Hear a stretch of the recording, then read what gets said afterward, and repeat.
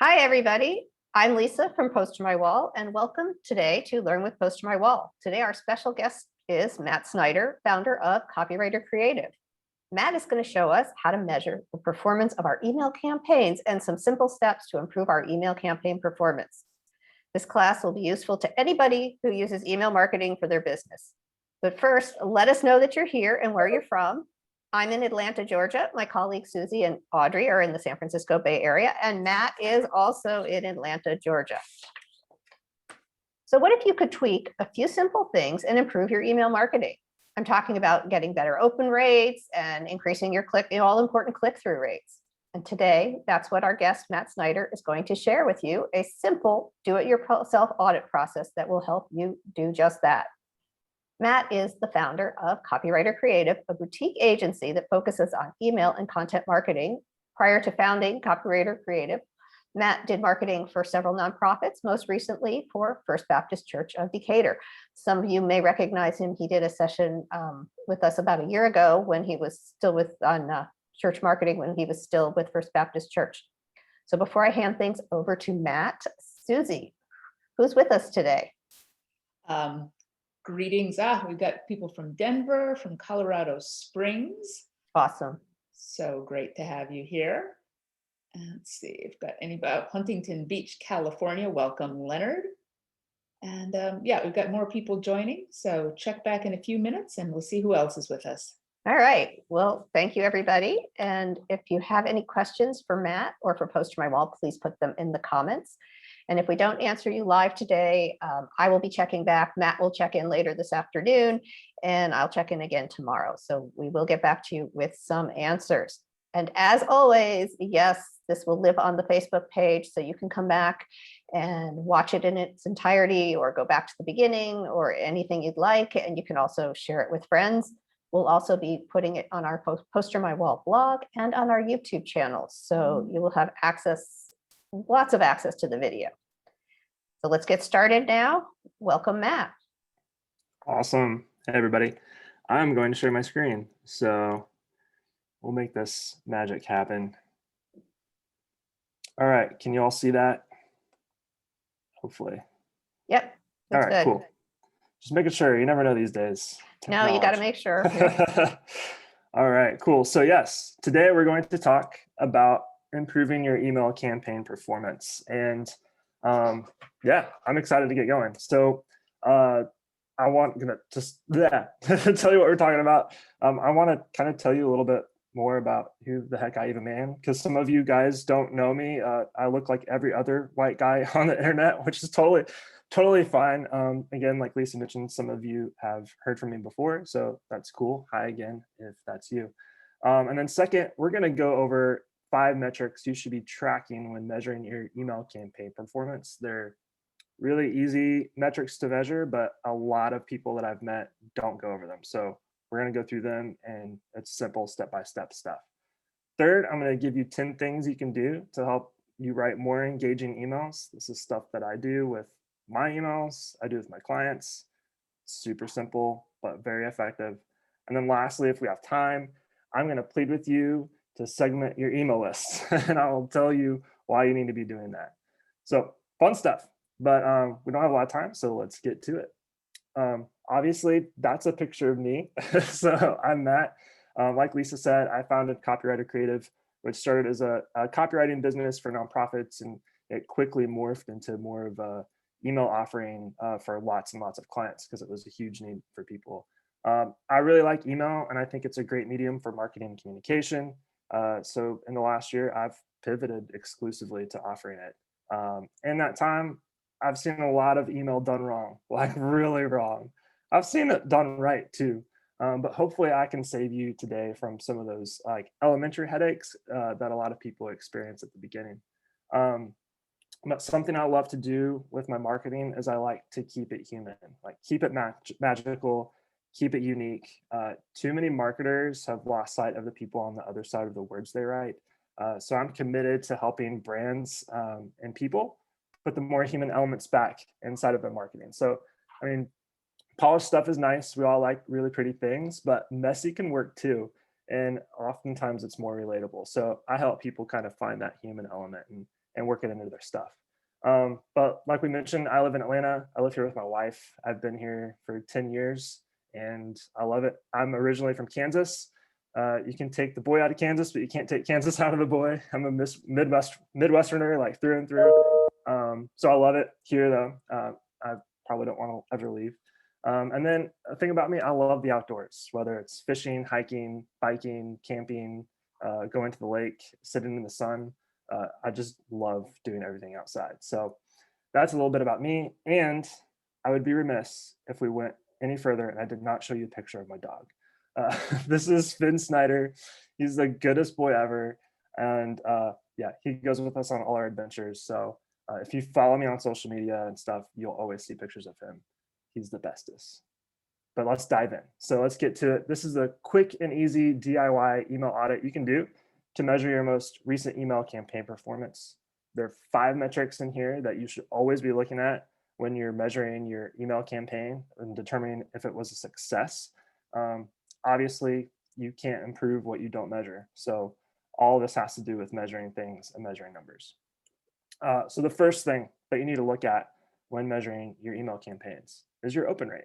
So what is an open rate? Well, simply put, it's the percentage of subscribers who will actually open your email. That's it. So you send an email, people open it, well, that goes towards that metric. It's tracked in a lot of different ways. It depends on your email service provider, which, by the way, I'll be referring to as an ESP. So MailChimp, for example, they'll embed this tiny, transparent, invisible image into every email. And then anytime it loads, they mark that as an open. Other ESPs do the same thing, but it just depends. That's kind of how that's tracked. Average open rates, they range anywhere from 21 to 30%. It depends on your industry. So nonprofits and ministry groups and stuff tend to have higher open rates because they just naturally have a little bit more engagement. You know, a lot of business e-commerce sites tend to have lower open rates just for different reasons. But usually if you're in the 21 to 30 ballpark, you're pretty good. If you're sending to the right segment and the right list, the right audience, there's a good chance you could have, you know, 50 to 60. So there's a list I send to regularly where we always have 50 to 60% open rates. And anything that goes lower than that, then I know, oh, I've got to change some things around. But things that affect your open rate, your subject line. If you don't have a compelling subject line or it just straight up sucks, people aren't going to open your email. Your audience. So if depends who you're sending to. If you're sending the wrong email to the wrong or the right email to the wrong audience or the wrong email to the wrong audience, like obviously that plays a factor in it too. And then frequency. If you send emails irregularly to your list, chances of your open rate being really high are actually low. So if you send regularly and regular intervals, whether it's a weekly newsletter, a monthly newsletter, and there's some kind of expectation attached, well, that helps. So frequency can affect that. Your click-through rate, that's a second factor or a second metric to measure when you're evaluating your campaign performance. So what is a click-through rate? Well, obviously you guessed it. It's the percentage of subscribers who clicked on a link in your email. Usually this is your CTA or your call to action. So it's really worth measuring. Average click-through rates range anywhere from 2.6 to 5%. Again, it depends on your industry and it depends on your audience and your kind of list behavior. Sometimes that can be higher. I see a lot of email campaigns that average 8% that I send to regularly. So that's high. And just, again, it depends on what your call to action is, the goal of your email campaign, but it's worth measuring. So how do you improve it? Well, here's some tips for increasing your click-through rate. Number 1, test something. See if it works. Maybe you should use a button instead of hyperlinking text. Test the text in the button. Maybe you should say, instead of click here, it could be buy now or download now. Test. Just test things and see what works. And if you get really good results with one thing, then keep using it. And then another thing, embed your call to action like in several places throughout your email. So instead of just putting it in one link at the bottom of the email, maybe you put it in several different places. So just test things and see what works. The third thing, your bounce rate. You should be measuring your bounce rate. What is a bounce rate? Well, it's the number of emails that can't be delivered to a server. That's it. It's kind of similar to bounce rates on websites where somebody visits a page and then they leave it without doing anything. That factors into your bounce rate. It's similar to email, just a little bit different. There's two types of bounce rates. There's soft bounces and there's hard bounces. A soft bounce, there's a lot of different reasons an email won't send. It could be because the recipient's mailbox is full. There could be a lapse in the system. There could be server issues. I mean, there's all kinds of reasons for soft bounces. Usually those aren't things to worry about. They're just rare. But then there are hard bounces, and these happen because email addresses that you're trying to send to don't exist. The ESP might have blocked the sender address. There's all kinds of factors. These emails that bounce are almost always automatically cleaned from your list, so you can't send to them ever again. Like I said, these are bad bounces. They tend to, if they happen too frequently, they tend to be red flags for a lot of email service providers like MailChimp or ActiveCampaign or Klaviyo or whatever.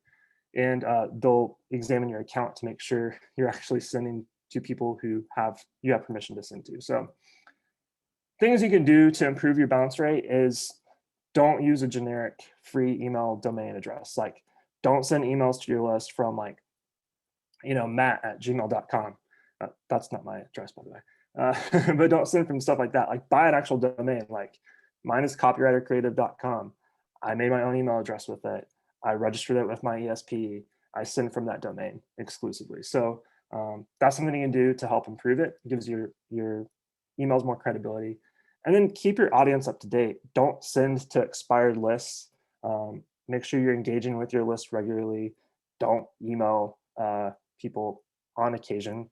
Like, have some kind of plan in place and have them update their preferences and things like that. The fourth metric is check your unsubs. You should keep track of it because it's important. What if you're sending emails to people and you send an email to 1,000 people and you get 400 unsubscribes? That's kind of a red flag. I mean, unsubscribes are normal and they happen. I think the average is, let's see if we have it here. Yeah, it's a warning sign. Average, yeah, 0.2 to 0.5%. So if I send an email to 200 people, I might have one person unsubscribe on average. But if I have like 15 people unsubscribe, that could be a warning sign that I'm sending the email to the wrong people or at the wrong time, or it's the wrong kind of content. There's lots of different factors. It's a warning sign. It's worth noting, hey, there's maybe something wrong with my email strategy here. I need to change something. So track your unsubscribe rate. And then fifth, you should be tracking your conversion rate. I mean, this is directly tied to your entire goal for sending your email campaign in the first place. So check it out. I mean, statistically, like, for every $1 you spend on email marketing, you usually get $42 in return. That's pretty high. I mean, that's a high ROI. So you want to track this. It's a very important metric. There's different types of conversion rates you can track. It could be products sold if you're an e-commerce business or something like that. Services booked if you're an agency or consultancy or something like that. Or donations received for like nonprofits and churches.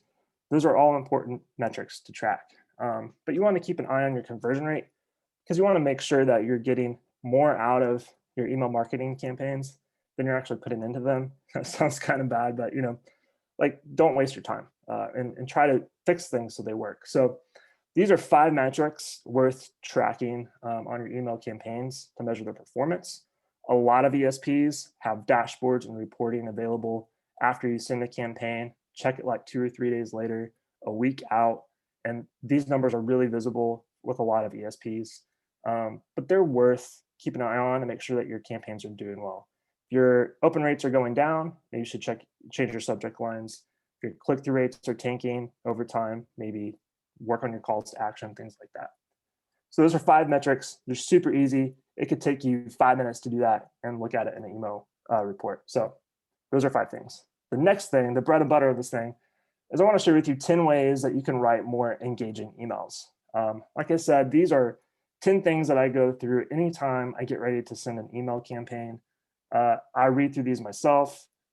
It's just kind of on autopilot. I make sure all these things happen before I send email. And I go through it with clients when we do audits. They want to improve their email campaign performance. We just kind of go through these things like, well, let's change these things. At some point, somebody's missed one of these and it's worth improving. So first one is check your audience.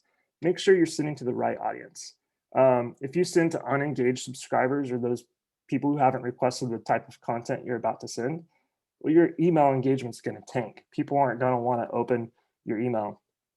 And so you'll see here on the right, this is a screenshot from the church account that I actually still manage. If I'm going to send a weekly email, I'm not going to send it to the people down there who want to just receive Sunday service and Bible study alerts. I'm not going to send that to them, or I'm not going to send a monthly newsletter to just the people that want to receive weekly emails. You got to send to the right people, because otherwise your open rates are going to suck. So number two, also check your from address, the sender address. You want it to be recognizable, something that people know. Avoid general email accounts like marketing@example.com, or especially don't use no reply addresses. That's my personal opinion. I hate no reply addresses. It means a human did not send that email. It means like it's some anonymous entity. I don't like it. But using a recognizable name and email address improves email deliverability, increases the chances of your email getting opened and clicked through and read. I send all the marketing emails for the church still to this day. And anytime somebody signs up to join our list, they get a welcome email from me. And it's Matt Snyder at FBCD. And then it's this email address, which I still check when people reply to the emails only. And yeah, people know what to expect. They always recognize my name when I send email campaigns. And actually, after I started doing that, our open rates went up. So it's definitely worth doing. A third thing you can do to write more engaging emails, check your subject line. Is it compelling? You want to keep them simple. You want to keep them short. You want to keep them sweet. Tell your reader what's in the email, but don't give too much away, spark their curiosity. I usually aim for 60 characters or less. Otherwise, they'll get cut off in mobile. And if you're using emojis, which some people do, it's totally on you if you want to. But if you use an emoji in your subject line, don't use more than one. Any more than that, and you risk getting flagged as spam or just going straight to spam.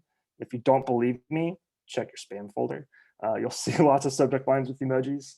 Here on the right, this is an example of a snapshot of my inbox and some good subject lines.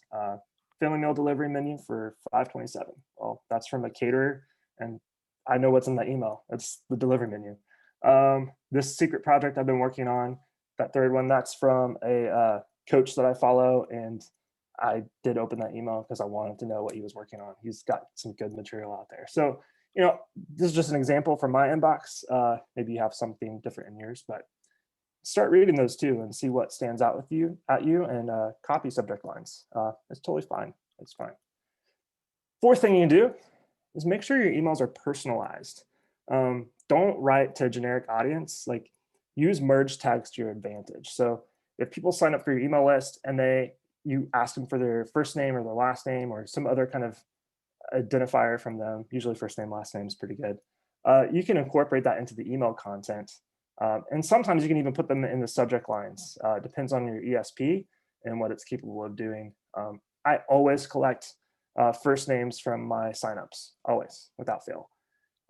You'll see here, this is an example from Donors Choose here on the right. I made a donation to a classroom in the fall, and they sent this personalized email, Dear Matt Snyder. And I was like, cool, I read it. I run this little initiative called the Kindness Collective, and I always collect people's first names. And I always incorporate it into the either greeting or the first sentence in some capacity. So last week's email was about trees. And here it is. Let's talk about trees for a minute, Matt. So personalize it. It catches people's attention and it pulls them further down into the email, which check your hook. Or no, wait, this is second person. Write in second person. If you're writing in the second person singular, it automatically makes it feel a little more personal and intimate. I've seen corporations that write emails that sound like they're talking to like the we or the ubiquitous they, and it just doesn't make, it just sounds bad. So write in second person, write to an individual. I like to go bouldering. I like to climb. This is a screenshot from an REI email that I had where they targeted me. They're like, hey, the wall missed you too. Because climbing gyms were reopening because of COVID stuff. And I was like, yeah, I really want to go back. And it's like, I got this last week, and that same day I'd had a conversation with a friend about going bouldering. So spot on for REI, good on them. But then at the bottom, they use some U language and some language that's kind of cheeky for climbers, but it's there. So that's something you can do, right in the second person. A sixth thing you can do, check your hook. The first one or two sentences of your email kind of determines whether your reader is going to continue reading the rest of it. So try to find a way to draw them in. Here on the right is an email from Mel Abraham.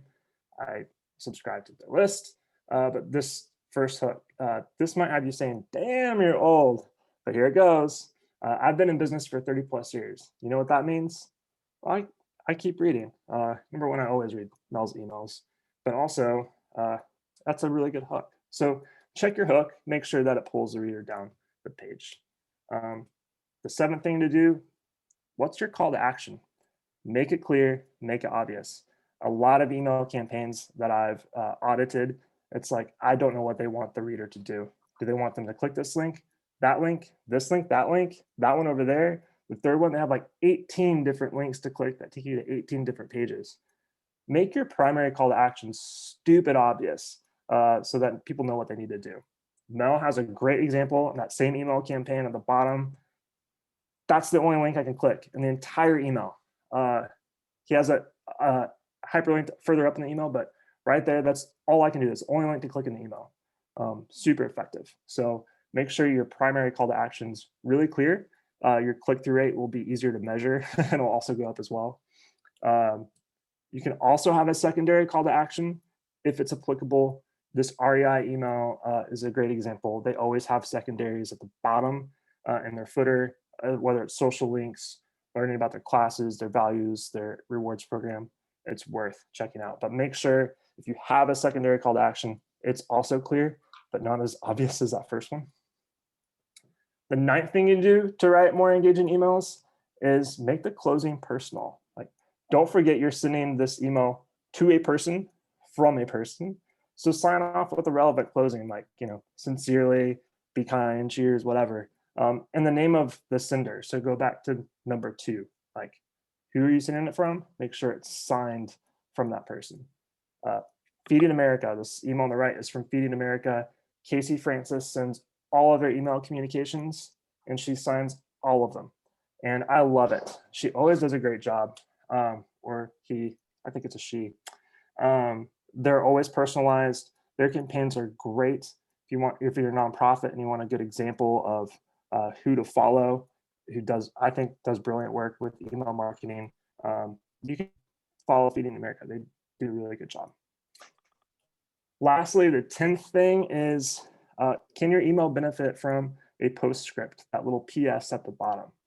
So, when you get a traditional letter in the mail and you open it, if you just scan it real fast, you'll almost always scan and see who it's to, who it's from, and then what the PS is. So postscripts can work really, really well in emails too. And it's a great place to reiterate your call to action, your primary call to action. So if your email can benefit from it, your campaign can, consider incorporating one in there. This example on the right is from the Copywriter Club, who's run by Robin Kira, and it's a membership group that I'm a part of. But they were recently promoting their Copywriter Think Tank Mastermind group, which is way outside my price range, but they were embedding their PS, which they sometimes do and they sometimes don't. It was for the think tank. It was a great place to put their call to action. So those are 10 things that you can do to write more engaging emails. Comb through your most recent campaign, try to see what you can improve and change. It's worth making some notes. They're super great stuff. We're close to running out of time, but I really want to just skim through this really fast.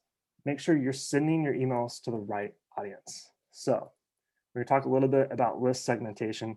And it's one of those mountains that I am going to die on. I don't care who you are, how many subscribers you have. You should have a process in place for segmenting your subscribers. So what is it? It's a way of organizing your list both privately and publicly. That's list segmentation.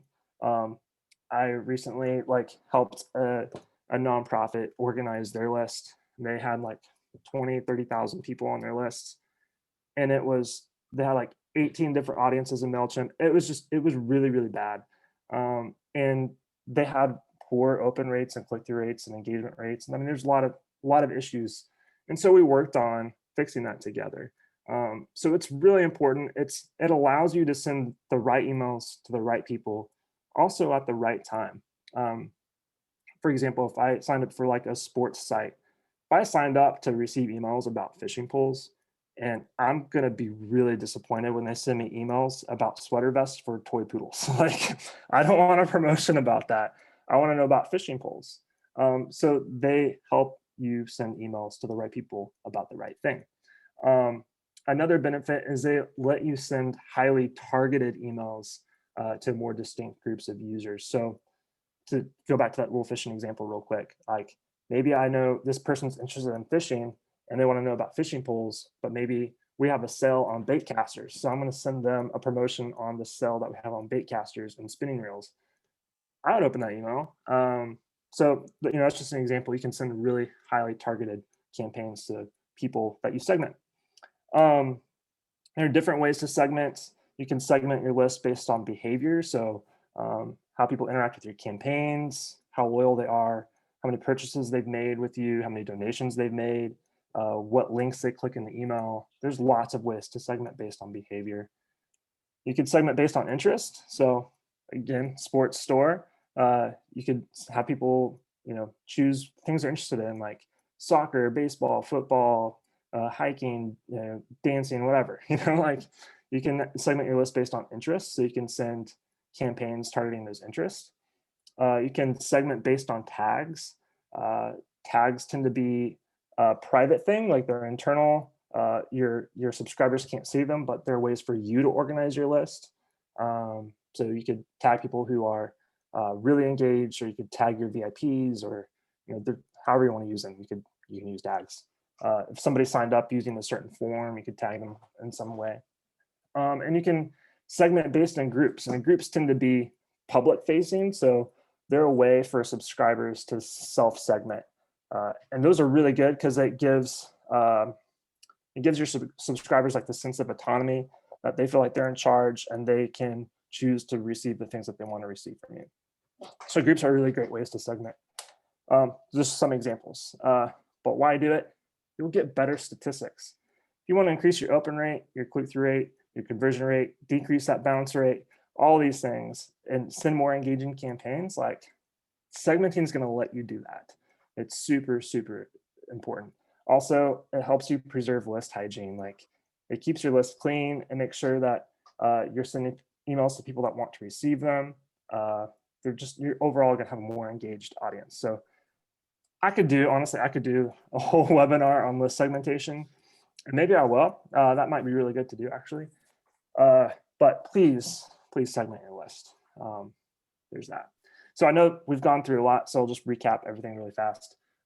We covered 5 metrics you should be tracking when measuring your email campaign performance. So your open rate, your click-through rate, your bounce rate, your unsubs, your conversion rate. All important things. Easy to do, though, in most ESPs. We talked about 10 ways you can write more engaging emails. Those 10 things, if I had to say like the most important stuff in that list, I'd probably say your audience, your sender, your subject line, and your CTA. Like, those are really, really important. And then, for the love of God and all that is holy, please segment your list. Send emails to people that want to receive said emails. That's so, so important. And again, I know this is like drinking out of a fire hose for some of you probably, but you can go to my website, copywritercreative.com/PMW for PosterMyWall, obviously, and you can get all of the slide deck. You can get this checklist sent to you. And then also, I'm starting a newsletter on June 15th. I'm launching it for the first time. I've not told a soul about it till today. I'm super pumped. I've been working on this thing for months and developing ideas for it. So It's all about email marketing, and you can sign up there if you want to be part of that too. So, and if you have other questions that you want to ask me privately, you can always send me an email and I will try to respond to them as soon as I can. But that's kind of what we talked about. That's some easy things you can do to improve your campaign performance. Cool. Cool. Thank you so much, Matt. That was Yeah. really, really fabulous. Audrey is going to stick the link now into the chat for anybody who wants Matt's bonus material. So you can look in the comments and Audrey will provide that. Susie, did we have any questions for Matt? We had a whole lot of enthusiasm, a whole lot of thank yous, a whole lot of this is awesome. No questions were put into the chat, but we did have a whole lot of people tell us where they are. We had people from Australia, the Philippines, Colombia, Connecticut, and South Africa. So I feel very global. Awesome, awesome. So thank you all for joining us, and thank you again to Matt. I hope everybody's gotten some ideas that they can implement right away. And again, if you think of another question, do put it in the comments. So long as you get it in there by the end of the day today, we will get back to you. Or we can even reach out to Matt if you have more questions for him. We do have a promo code today, emails 30. So 30% off if you are a new subscriber to a quarterly or full year subscription to PosterMyWall Premium or Premium Plus, or if you're upgrading from Premium to Premium Plus. As far as our next classes, we're going to take a week off, and then our class after that is going to be on June 9th. It's called Turn Up the Volume on Your Music Marketing. And our special guest instructor is going to be Leonard Patterson. I believe, Leonard, I saw your name flash by in the comments, so I think you're with us today. Leonard is an expert on music marketing, and he's going to share some case studies of great promotional tactics that have been used by bands, artists, and musicians, indie people to get in front of their audiences, using social media and email and other tactics, with live events coming back online, at least here in the US. That's going to be really important to musicians as they restart their live gigs. So that will be June 9th at 3:30 Eastern Daylight Time. Please tell your friends. That's it for now. Thank you again, Matt, and thank you, Audrey and Susie, and thank you to all of you. We will see you again soon, hopefully on June 9th at Leonard's class. Everybody have a great rest of your day.